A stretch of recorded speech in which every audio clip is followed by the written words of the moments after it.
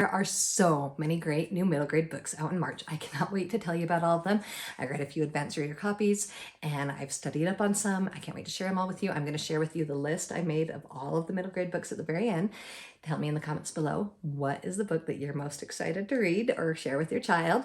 And let's just jump right into it. So the first one that I just loved was City Spies, Mission Manhattan by James Ponti. So I've got the first, well, actually book 1 and 2 here and book 4. My favorite was book 3, and then came book 5. This is my new favorite.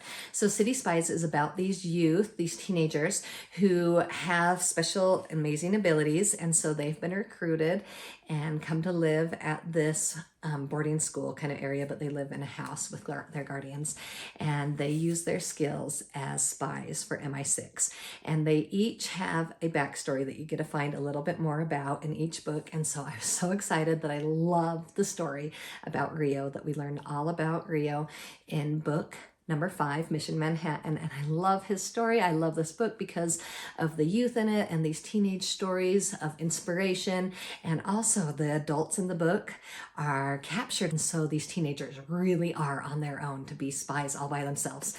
And so it's so exciting. Love the story. I think there's so much to love about it, and he has more coming out, so definitely check out James Ponti. All right, so the next book is called Heroes, a novel of Pearl Harbor by Alan Gratz.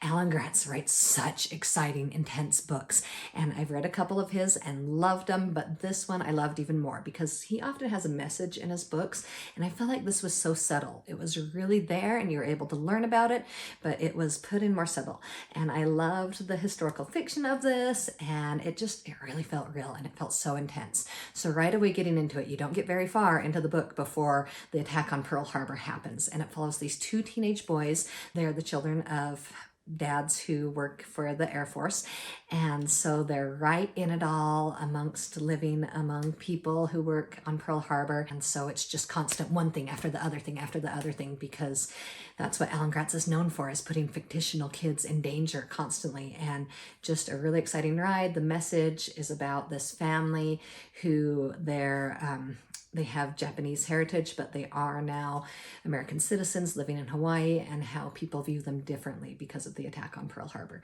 And so it's really just so intense, so much fun, and I loved it. It's just, it's really a fast read because it's one thing after the other thing after the other thing. Some of these things in real life happen at the same time, but you get to experience with the characters how it was to live it and the terror of it all. The next book that I have is actually a graphic novel without any words. How fun is that? It's called Viewfinder by Christine D.U. Chung and Salwa Majoka. And what a unique story, right? That this graphic novel has no words. I had my 8-year-old, 11-year-old, 14-year-old, and myself read it, and I love that graphic novels lend so well to such a variety of ages. They all really enjoyed it. They did say that they'd prefer books with words, but it really is fun to go through the story and to figure out what's happening just by looking at these pictures. And so it follows the story of this girl that has this spaceship that comes to this planet, but she doesn't encounter any intelligent life, and she goes through discovering what's happening on the planet and why things have changed. And just a whole lot of fun, something unique and different that I think people can enjoy. Next, we have Bumps in the Night by Amelie Howard, and this is just, it reminds me a lot of Julian Randall's books about Pilar Ramirez and the Escape from Zaffa and that sequel, and it's just a lot of fun. It follows Rika as she goes, and she's in a lot of trouble at school and with her dad, and she goes to live with her grandma for the summer on the island of Trinidad, and it turns out that her missing mother, she's able to start piecing together some mysteries about this, why her mother left her.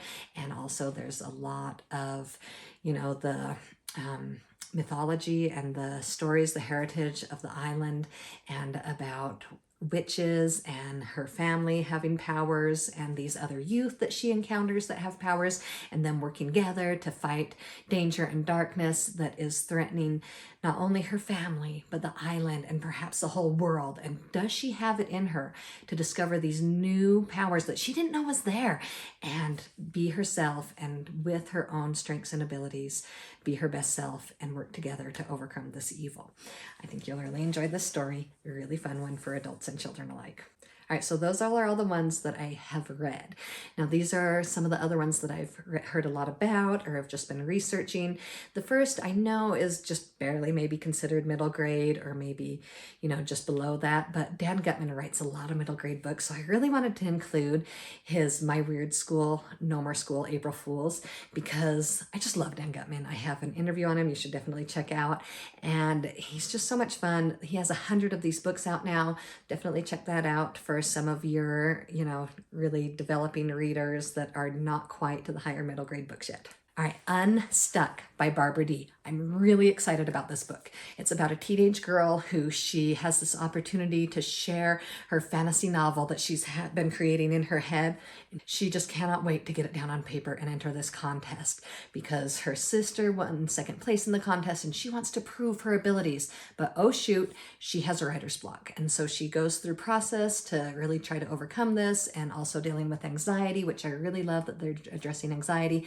This has already had so many great reviews out, so I just cannot wait to read Unstuck. I have read a couple books by Catherine Marsh and I've really enjoyed them. One is a realistic fiction about a refugee, and so this one kind of feels like a different take and a new adventure for her, writing about mythology. It's called The Myths of Monsters, Medusa, and it follows these kids who are the descendants of monsters. So it has a very Percy Jackson feel, but how unique to be a descendant of a monster.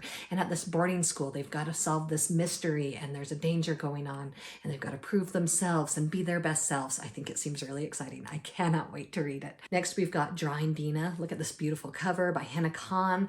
I cannot wait to read this as well. Again, similar that it's youth dealing with very real emotions. So she has this opportunity to create social media to help her mom's home business, and she is involved with some other teenagers. I think they're mostly family and friends who are involved in modeling these things for her social media account, and then one of them starts acting weird and she's discovering her own emotional upsets, and she and her mom discover when it is time to ask for help and to really there are people there for you. And also the book just seems one about hope and developing your talents and being your best self. I am really looking forward to reading it. All right, so Amulet are the graphic novels that really brought me into really just enjoying and loving graphic novels. My kids had loved them for a long time and I was hesitant, but it follows the story by Kazuo Kiyoshi, and I love that it feels like there's just so much more depth to it. These two kids are going to live at their grandpa's house or great uncle's or something and immediately discover a world of fantasy, that they're involved in this adventure. And so I think this has been years in the making, that people have been waiting for number 9. So how exciting that it is finally out. All right, and so then there's The Liars Society by Alison Gerber. And so this follows a couple of different youth, and the boy and the girl are each at this boarding school, and they each have this special secret that they're trying to guard, and then they're invited to this society, but they have to pass this challenge that is very dangerous, even it sounds like putting their lives at stake. And so it just sounds like one of great adventure, and I can't wait to check it out. And really about guarding secrets. Is it worth it? Should things be more honest? And a lot of mystery involved. Sounds exciting. So the last one, again, my jam is fantasy. Love fantasy. So The Selkie's Daughter by Linda Crota Brennan. And it follows the story about the Selkie's daughter. And so she has like webbing between her fingers that she's got to hide who her ancestry really is. And then there's this adventure and this danger because the main Selkie is really upset. And so she's trying to go to this island and figure out how she can connect to and help the Selkie and keep things at peace. And also just sounds like, discovering herself and being her best self. I, again, love mythology and fantasy, so I cannot wait to read it. Like I said, I wanted to share with you this list of all of these ones that I'd researched and found, so I'll just share them really quickly. Unstuck, Heroes, City Spies, Bumps in the Night, Viewfinder, Liar Society, Lost Kites and Other Treasures, Just Keep Walking, World Famous 9, Art Club, Across So Many Seas, Sunny Makes Her Case, Not the Worst Friend in the World, Drawing Deena, Mid-Air, Dancing in the Storm, Hummingbird Season, Princess Protection Program, I really want to read that one, Avril Offline, Finding Normal, The Partition Project, The Selkie's Daughter, Amulet, and of course, Myths and Monsters. So tell me in the comments below, what is the one you are most excited to read yourself or to share with the kids in your life? We've got middle grade March coming up. If you haven't heard about that, great time to read a middle grade book. Please take a second, like this video, subscribe to the channel, come back and keep getting more great book recommendations for the kids in your life. Bye.